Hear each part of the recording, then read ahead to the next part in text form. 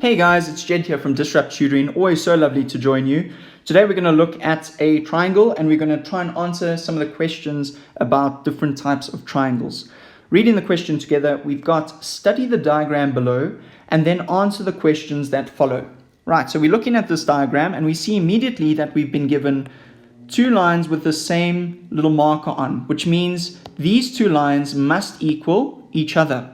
We've also been given angle E, which is 40 degrees. Now let's move on to our questions.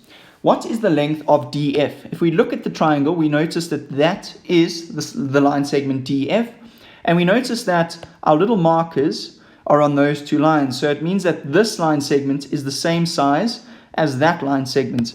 So that means that DF must equal ED, which is 4 centimeters. So I'm going to write DF is equal to 4 centimeters. And if we need to give a reason, it would be isosceles triangle.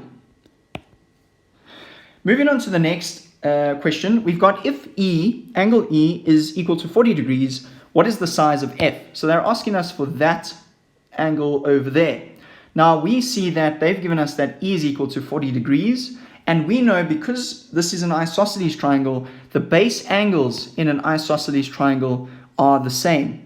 So we can say, we know for certain that angle F is equal to 40 degrees. And if we write a reason, our reason would be base angles of isos triangle. Right guys, that will give you the marks you're looking for. I hope you know a little bit more about isosceles triangles now. Before I go, massive thank you to our sponsors for making this video possible. Find out more about them in the description below. If you are keen on more of these videos, head over to our website.